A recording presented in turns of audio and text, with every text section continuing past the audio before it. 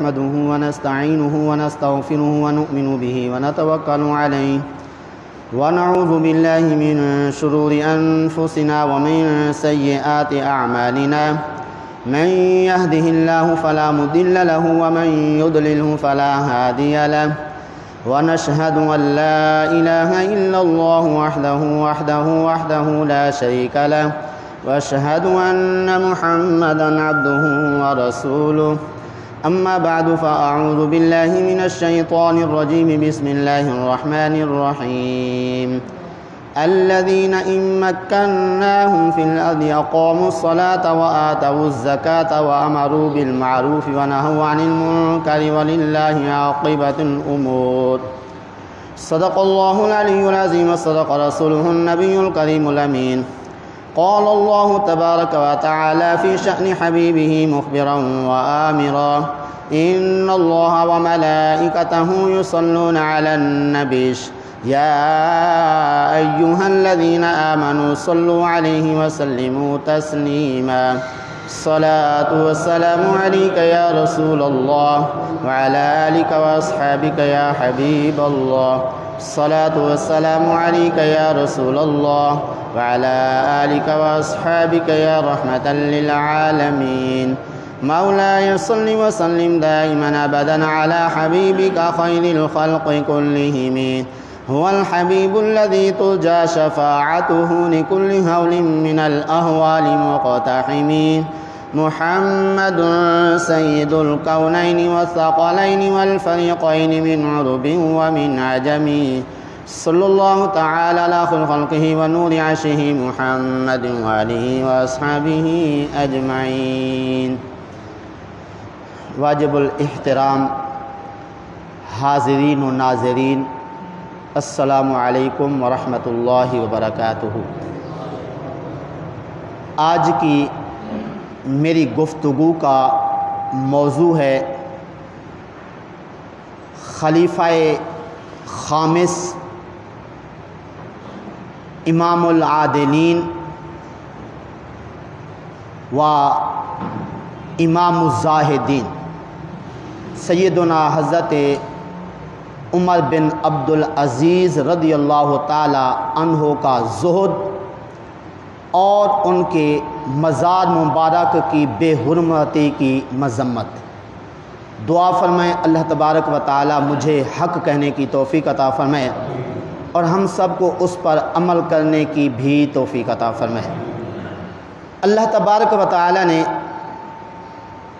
17ویں پارے کے اندر ارشاد فرمایا الذین ان مکناہم، وہ لوگ جن کو ہم اقتدار دیں، جن کو سلطنت بادشاہی دیں، خلافت دیں، اقاموا الصلاۃ و آتوا الزکاۃ، وہ نماز قائم کریں گے، وہ زکوٰۃ دیں گے، نیکی کا حکم دیں گے اور برائی سے وہ روکیں گے۔ وَلِلَّهِ عَاقِبَةُ الْأُمُورِ، اور اللہ تعالیٰ کے قبضہ قدرت میں تمام امور کا انجام ہے۔ تو اس آیت کی تشریح سماعت فرمانے سے پہلے اس کا شان نزول سمجھ لیں۔ حضرت عثمان بن عفان رضی اللہ تعالی عنہ فرماتے ہیں کہ یہ آیت ہمارے بارے میں اتری۔ کون؟ حضرت ابو بکر، حضرت عمر، حضرت عثمان اور باقی 2 خلفائے راشدین میں سے حضرت علی رضی اللہ تعالی عنہ اور حضرت عمر بن عبدالعزیز رضی اللہ تعالی عنہ۔ تو فرمایا کہ یہ آیت ہماری شان میں، ہمارے بارے میں اتری ہے۔ اللہ تبارک و تعالی نے ہمیں اقتدار دیا ہے، خلافت عطا فرمائی ہے، ہمیں امامت عطا فرمائی ہے، تو اس لیے ہم اس کے بعد نماز بھی قائم کرتے ہیں، زکوٰۃ بھی دیتے ہیں، نیکیوں کا حکم بھی دیتے ہیں اور برائیوں سے بھی روکتے ہیں۔ تو اس طرح خلفائے راشدین کی اس آیت کے اندر عظمت و شان بیان کی گئی کہ جو خلفائے راشدین ہیں ان کو جب اقتدار ملے گا، خلافت ملے گی، خلیفہ بنیں گے، تو وہ اللہ اور اس کے رسول کے فرامین کے مطابق وہ اپنی زندگی گزاریں گے۔ اقتدار کے بعد نماز نہیں چھوڑیں گے، زکوٰۃ نہیں چھوڑیں گے، اور اسی طرح نیکی کا حکم بھی دیں گے اور برائی سے بھی روکیں گے۔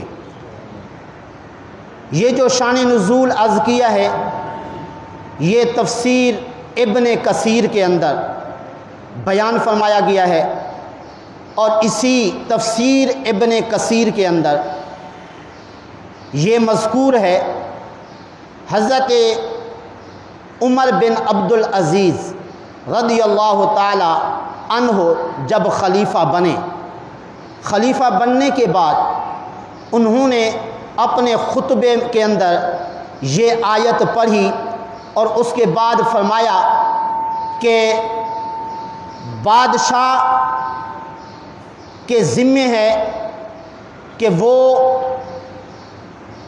تمہیں اللہ اور اس کے رسول کے جو حقوق ہیں ان کے ادا کرنے کا تمہیں حکم دے اور تمہیں سیدھی راہ بتائے، اور تم میں سے ایک کا دوسرے کو حق دلوائے۔ اور رعایا کے ذمے جو کام ہے وہ یہ ہے کہ بادشاہ کو، خلیفہ کو وہ خوشی خوشی اور دل کھول کے مانے اور ان کی فرما برداری کریں۔ تو اس طرح اس آیت کا شان نزول اور کچھ باتیں عرض کرنے کے بعد مطلب یہ ہے کہ اس آیت کے اندر اللہ تبارک و تعالی نے خلفائے راشدین کی عظمت و شان بیان فرمائی ہے کہ جو خلفائے راشدین ہیں آقا کریم صلی اللہ علیہ وسلم کی زندگی میں بھی ان کی زندگی پاکیزہ، ان کا عمل پاکیزہ، ان کی سیرت اور ان کا کردار پاکیزہ، لیکن آقا کریم صلی اللہ علیہ وسلم کے اس دنیا فانی سے پردہ فرما جانے کے بعد بھی ان کی زندگی پاکیزہ ہوگی، یہ اللہ تعالیٰ نے خود اعلان فرمایا۔ اس لیے حضرت عثمان رضی اللہ تعالیٰ عنہ نے فرمایا یہ آیت ہمارے بارے میں اتری ہے۔ تو اس لیے یہ جو خلفائے راشدین تھے، خلفائے راشدین کہتے کن کو ہیں؟ خلفائے راشدین آقا کریم صلی اللہ علیہ وسلم کے وصال کے بعد ان لوگوں کو کہا جاتا ہے کہ جو مسلمانوں کی خلافت سنبھالیں اور ان کی امامت کریں، ان کو کہتے ہیں خلفائے راشدین۔ تو اب یہ خلفائے راشدین جو تھے یہ کتنے لوگ تھے؟ ابو داود شریف سیاہ ستہ کی عظیم کتاب ہے، اور اس کتاب کے جو مصنف تھے سبحان اللہ وہ بھی بڑے زاہد اور متقی تھے۔ اسی ابو داود شریف جو حدیث کی کتاب ہے ان کے مصنف کو ابو داود کہتے ہیں، امام ابو داود۔ سلمان جستانی ان کا نام ہے، اور یہ جب قمیص کرتا پہنتے تھے تو ایک آستین تنگ رکھتے اور ایک کھلی رکھتے۔ لوگ پوچھتے یہ آستینیں آپ برابر کیوں نہیں رکھتے، ایک تنگ اور ایک کھلی؟ فرمایا ایک کھلی تو اس لیے رکھتا ہوں کہ جو کچھ میں لکھتا ہوں احادیث وغیرہ تو وہ لکھنے کے بعد جو مواد ہوتا ہے وہ میں آستین کے اندر چھپا لیتا ہوں، اور دوسری آستین تنگ اس لیے رکھتا ہوں کہ اس کو کھلا رکھنے کی ضرورت نہیں ہے، اگر اس کو کھلا رکھوں گا تو یہ فضول خرچی ہوگی۔ ذرا غور فرمائیے کیسا ان لوگوں کا تقویٰ تھا اور کتنا زہد تھا کہ ضرورت کے تحت جو ہے وہ کپڑے سلواتے تھے اور آستین ایک تنگ اس لیے کہ کہیں یہ فضول خرچی کے اندر نہ چلی جائے۔ بہرحال وہ لکھتے ہیں ابو داود شریف حدیث کی کتاب کے اندر کہ الخلفاء خمسۃ، خلفاء جو ہے وہ کتنے ہیں؟ 5 ہیں۔ کون کون سے؟ حضرت ابو بکر، حضرت عمر، حضرت عثمان، حضرت علی اور حضرت عمر بن عبد العزیز رضی اللہ تعالی عنہم۔ تو یہ 5 لوگ جو ہے خلفائے راشدین کے اندر شمار ہوتے ہیں۔ پھر آقا کریم صلی اللہ علیہ وسلم نے ان خلفائے راشدین کی الگ الگ عظمت و شان بیان فرمائی، جن کا مرتبہ زیادہ تھا اس کا بھی آقا کریم صلی اللہ علیہ وسلم نے مرتبہ ظاہر فرمایا۔ جس طرح کہ اسی ابو داود شریف کے اندر حدیث ہے، حضرت عبداللہ بن زمع رضی اللہ تعالی عنہ فرماتے ہیں آقا کریم صلی اللہ علیہ وسلم کو سخت جب تکلیف تھی تو اس وقت حضرت بلال رضی اللہ تعالی عنہ تشریف لے، عرض کی حضور نماز کا ٹائم ہو گیا ہے، آپ نماز کے لیے تشریف لے چلیں۔ آقا کریم صلی اللہ علیہ وسلم نے فرمایا کسی اور کو حکم دے دو وہ نماز پڑھے۔ حضرت عبداللہ بن زمع رضی اللہ تعالیٰ عنہ فرماتے ہیں میں لوگوں کے پاس گیا، اس وقت حضرت عمر رضی اللہ تعالیٰ عنہ موجود تھے، میں نے ان کو کہا آپ نماز پڑھیں۔ حضرت عمر رضی اللہ تعالیٰ عنہ نے جب نماز پڑھانا چاہی، ان کی آواز جو ہے وہ اونچی تھی، قدرتی۔ آقا کریم صلی اللہ علیہ وسلم نے اپنے گھر میں ان کی آواز سنی تو فرمایا ابو بکر کہاں ہیں؟ ابو بکر کو کہو وہ نماز پڑھیں۔ عرض کی گئی کہ وہ تو نہیں ہیں۔ آقا کریم صلی اللہ علیہ وسلم نے حضرت ابو بکر کو بلوایا اور بلا کے فرمایا تم لوگوں کو نماز پڑھاؤ۔ حضرت ابو بکر رضی اللہ تعالی عنہ نے لوگوں کو نماز پڑھائی۔ اب دیکھیے حضرت عمر، حضرت عثمان، حضرت علی یہ سارے لوگ موجود تھے، بڑے بڑے صحابہ، اور آقا کریم صلی اللہ علیہ وسلم کے کئی غلام وہاں پہ جمع تھے، لیکن آقا کریم صلی اللہ علیہ وسلم نے حضرت ابو بکر کو فرمایا تم نماز پڑھاؤ۔ کیوں؟ وجہ یہ تھی حضور بتانا چاہتے تھے کہ نماز کی امامت وہی کروائے جو سب کے اندر افضل ہو۔ حضرت ابو بکر رضی اللہ تعالیٰ عنہ سب کے اندر افضل تھے، اس لیے آقا کریم صلی اللہ علیہ وسلم نے حضرت ابو بکر کو بلایا کہ تم ان لوگوں کی امامت کرواؤ۔ ٹھیک ہے، بعض لوگ یہ بھی کہا کرتے ہیں کہ حضرت ابو بکر رضی اللہ تعالی عنہ نماز پڑھا رہے تھے تو آقا کریم صلی اللہ علیہ وسلم تشریف لائے، حضرت ابو بکر رضی اللہ تعالی عنہ پیچھے آنے لگے تو آقا کریم صلی اللہ علیہ وسلم نے فرمایا تم ٹھہرو، تم نماز پڑھاؤ۔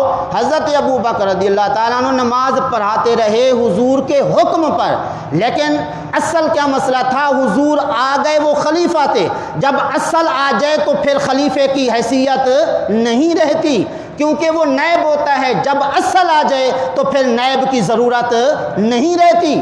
تو اس لیے آقا کریم صلی اللہ علیہ وسلم نے جو ان کو فرمایا تم پڑھاؤ، یہ جواز کے لیے کہ اگر کوئی امام کے ہوتے ہوئے خلیفہ نماز پڑھے تو یہ جائز ہو جائے گی، لیکن اصل جو ہے وہ امام ہے، جب اصل آ جائے تو پھر خلیفے کی ضرورت نہیں رہتی۔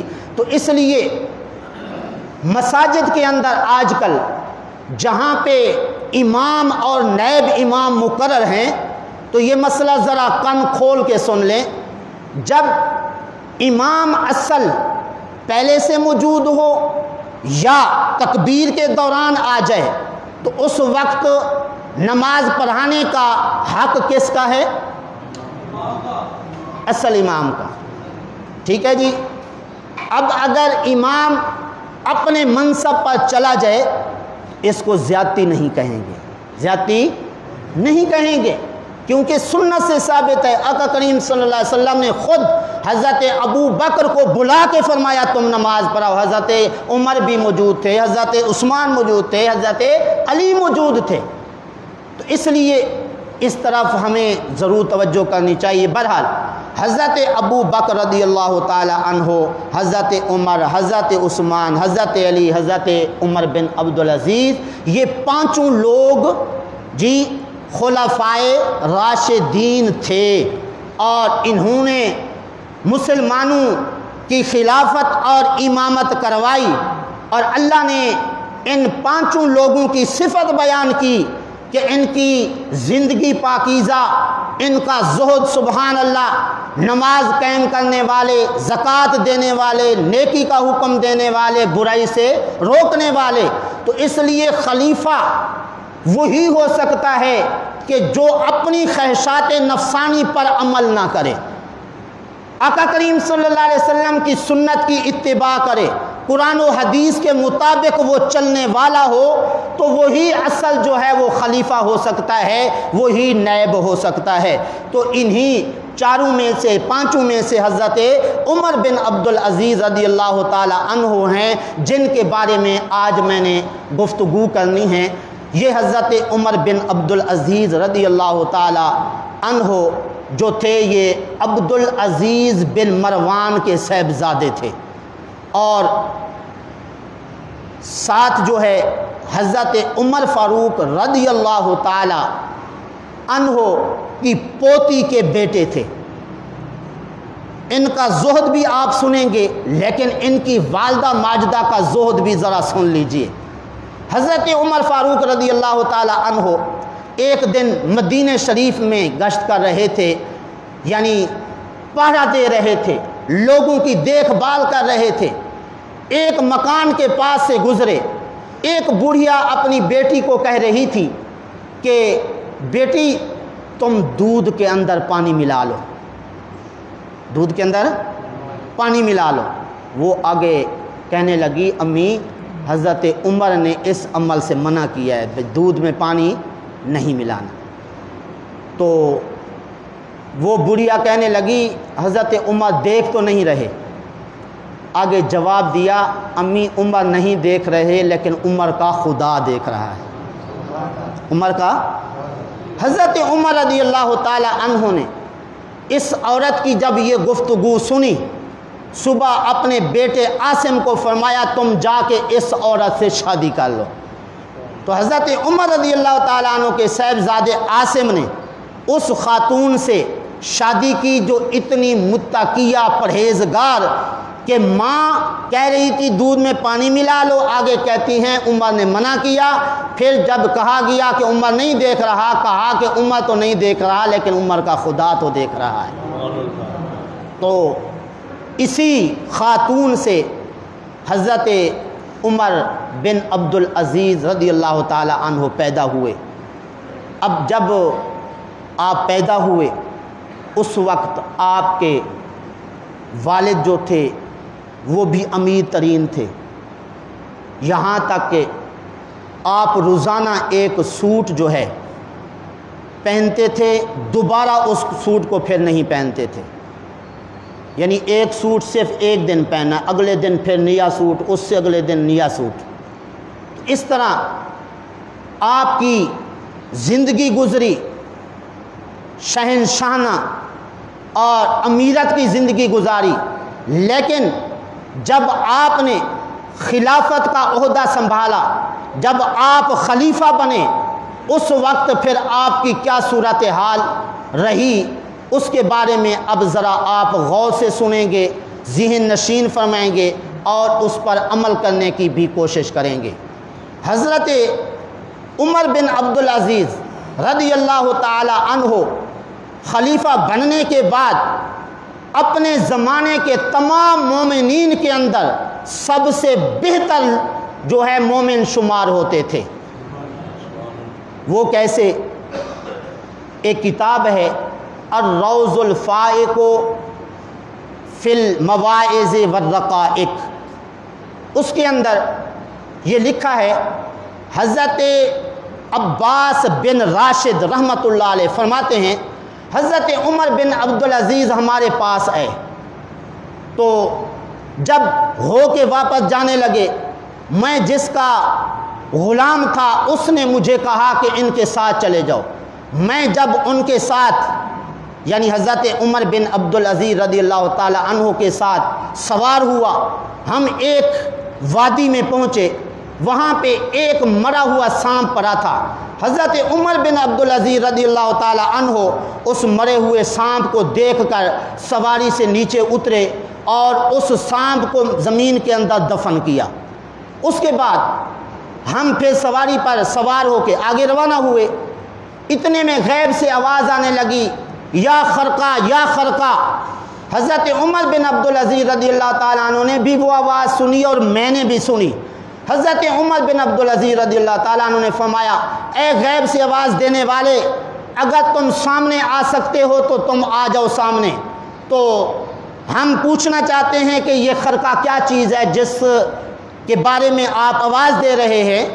تو پھر عباس بن راشد رحمۃ اللہ علیہ فرماتے ہیں، اس غیب سے آواز دینے والے نے کہا، جی آپ پوچھو کیا پوچھنا چاہتے ہو۔ حضرت عمر بن عبدالعزیز رضی اللہ تعالیٰ عنہ نے اس غیب سے آواز دینے والے سے فرمایا کہ یہ خرقہ کیا چیز ہے جس کو آپ پکار رہے ہیں۔ تو اس غیب سے آواز دینے والے نے کہا، یہ خرقہ وہ سانپ ہے جس کو تم دفن کر کے جا رہے ہو۔ میں اس کا کیا ماجرا ہے؟ کہا کہ اس سانپ کو اسی وادی کے اندر آقا کریم صلی اللہ علیہ وسلم نے فرمایا تھا، اے سانپ تم اسی چٹیل میدان کے اندر مرو گے اور اپنے زمانے کا بہترین مومن تم کو زمین کے اندر دفن کرے گا۔ حضرت عمر بن عبدالعزیز رضی اللہ تعالیٰ عنہ نے پوچھا، تو کون ہے؟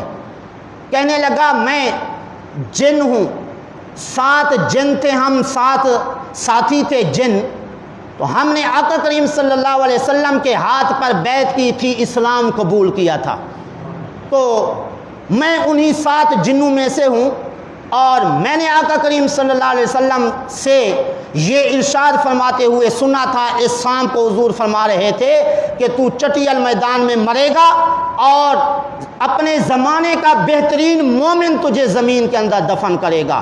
حضرت عمر بن عبدالعزیز رضی اللہ تعالی عنہ اس سے پوچھنے لگے بار بار، کیا حضور نے یہ فرمایا تھا؟ کہا ہاں حضور نے یہ فرمایا تھا۔ پھر آپ رونے لگے اور روتے ہوئے پھر آپ رضی اللہ تعالی عنہ آگے روانہ ہوئے، تو پتہ چلا کہ اپنے زمانے کے بہترین مومنین میں سے تھے کون؟ حضرت عمر بن عبدالعزیز رضی اللہ تعالی عنہ۔ جب آپ خلافت کا عہدہ سنبھالتے ہیں، کئی آپ کے غلام تھے، آپ کی بیوی ماشاءاللہ امیر گھرانے کی تھی، اس کے پاس ایک قیمتی ہار تھا۔ اس بیوی سے فرمایا، تم یا تو اس ہار کو اپنے پاس رکھو یا مجھے اپنے ساتھ رکھو۔ کیا مطلب؟ اس ہار کو بیت المال کے اندر جمع کروا دو، یا اگر تم نے یہ ہار رکھنا ہے تو پھر مجھے چھوڑ دو۔ اس نے کہا، نہیں، مجھے ہار زیادہ پیارا نہیں ہے، آپ مجھے زیادہ محبوب ہیں۔ وہ قیمتی ہار، کہا اگرچہ میرے باپ نے یہ دیا ہے لیکن اس وقت میں آپ کے حکم پر چلوں گی، تو وہ ہار آپ کی بیوی نے بیت المال کے اندر جمع کروا دیا۔ اس کے بعد آپ نے اپنے خادم اور اپنے قیمتی مال جو ہے وہ سارے بیت المال کے اندر جمع کروا دیے۔ ضرورت کے تحت اپنے پاس چیزیں رکھیں، اور آپ کا معمول تھا رات کو جب آخری حصہ رات کا ہوتا، آپ اپنے ایک کمرے کے اندر جاتے، وہ کمرہ صرف آپ کے لیے خاص تھا، آپ کی اجازت کے بغیر اندر کوئی اور نہیں جاتا تھا۔ آپ جبہ پہنتے، اور ایک توق تھا وہ اپنے گلے میں ڈالتے. اس کے بعد آپ رونا شروع کر دیتے, اللہ تعالیٰ کی بارگاہ میں مناجات کرتے رہتے یہاں تک کہ صبح کی نماز کا وقت ہو جاتا. جب صبح کی نماز پڑھ لیتے پھر اس کے بعد آپ قرآن پاک اٹھاتے. قرآن پاک جیسے اٹھاتے اپنی گود میں لیتے, رونا شروع ہو جاتے. اتنا روتے کہ آپ کے آنسوؤں سے آپ کی داڑھی مبارک تر ہو جاتی تھی. پھر اس کے بعد جب قرآن پاک کی تلاوت فرماتے, جس آیت کے اندر خوف کا ذکر آتا تو آپ اس آیت کو بار بار دہراتے اور اس کو بار بار پڑھتے تھے. کیوں؟ اس لیے کہ اس آیت کے پڑھنے کے بعد آپ اتنا روتے تھے کہ آپ کے رونے کی وجہ سے اگلی آیت آپ سے پڑھی ہی نہیں جاتی تھی. اس طرح آپ کا یہ معمول تھا.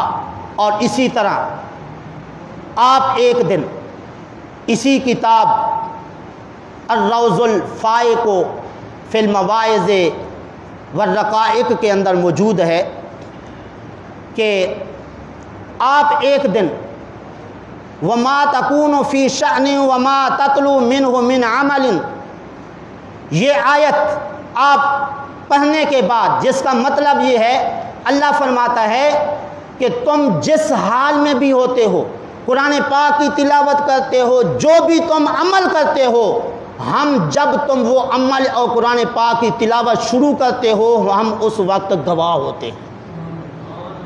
حضرت عمر بن عبدالعزیز رضی اللہ تعالی عنہ یہ آیت پڑھنے کے بعد آپ اتنا روئے کہ آپ کے گھر والے پریشان ہو گئے.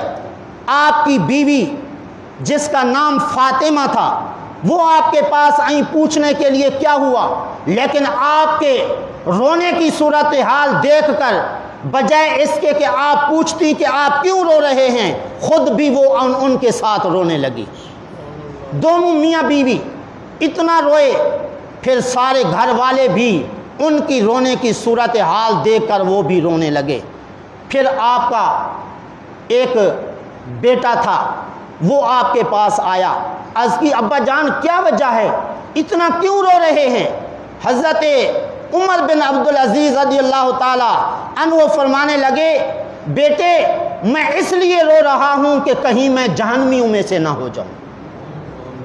ذرا غور تو فرمائیے, اتنا تقوی پرہیزگاری اور اتنا رونا, جی قرآن پاک کی تلاوت کرتے ہوئے اتنا روتے, اور مال سے محبت نہیں, دنیا سے کوئی محبت نہیں, لیکن اس کے باوجود آپ کا ذرا تقوی دیکھیے کہ آپ رضی اللہ تعالی عنہ کے پاس بیت المال کا تیل بھی ہوتا تھا جس کے ذریعے رات کو چراغ جلاتے تھے, اور آپ کے پاس اپنا ذاتی تیل بھی ہوتا تھا.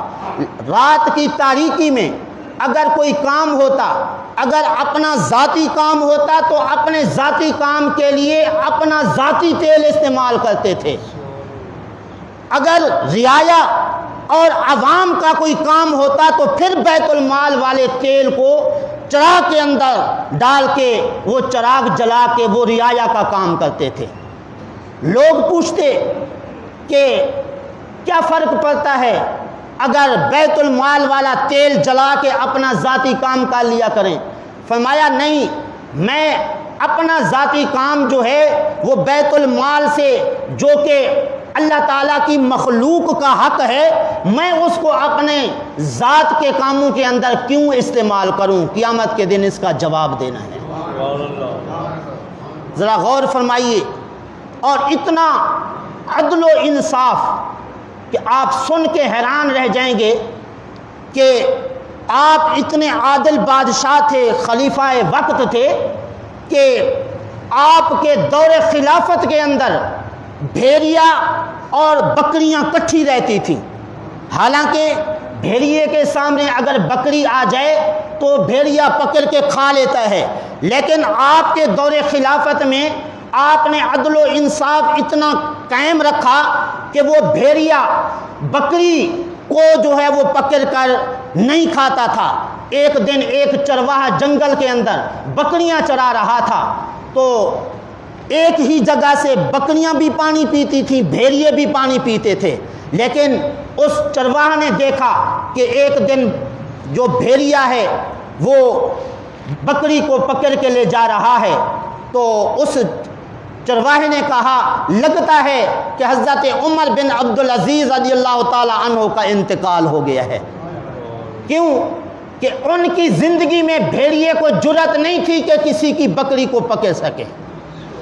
اس چرواہا نے وہ بکری کی تاریخ، یعنی جس دن بکری کو بھیڑیے نے پکڑا تھا، تو اس دن تاریخ بھی لکھ دی اور بعد میں معلومات کی کہ واقعی اسی دن حضرت عمر بن عبدالعزیز رضی اللہ تعالیٰ عنہ کا انتقال ہو گیا تھا۔ تو ذرا غور فرمائیے، اگر اتنے عادل بادشاہ دنیا کے اندر رہیں، ان کے عدل و انصاف، ان کے روب اور دبدبے کی وجہ سے جو جانور ہیں وہ بھی اس طرح زیادتی نہیں کرتے ہیں۔ اگر دنیا میں کہیں زیادتی ہوتی ہے تو اس کے اندر بادشاہ کے اندر کوئی نہ کوئی کمی ضرور ہوتی ہے۔ اسی لیے ایک بزرگ جا رہے تھے، بچے ایک بزرگ کے سامنے شور مچا رہے تھے، تو اس بزرگ نے کہا تمہیں شرم نہیں آتی؟ اتنی بڑی عمر والے یہاں پہ موجود ہیں، تم شور کر رہے ہو؟ تو وہ آگے بچے بھی سمجھدار تھے، کہنے لگے کہ یہ بابا اگر اس لائق ہوتا میری کیا جرأت تھی کہ میں اس کے سامنے شور کرتا۔ ٹھیک ہے، تو اس طرح بڑوں کے اندر کوئی نہ کوئی کمی ہوتی ہے جس کی وجہ سے دوسروں کو زیادتی کرنے کا موقع ملتا ہے، جانوروں کو زیادتی کرنے کا موقع ملتا ہے، لیکن حضرت عمر بن عبدالعزیز رضی اللہ تعالیٰ عنہ اتنے عدل و انصاف کے پیکر تھے کہ ان کی زندگی میں، ان کی خلافت کے دور کے اندر بھیڑیے نے بھی بکری کو پکڑ کر تناول نہیں کیا۔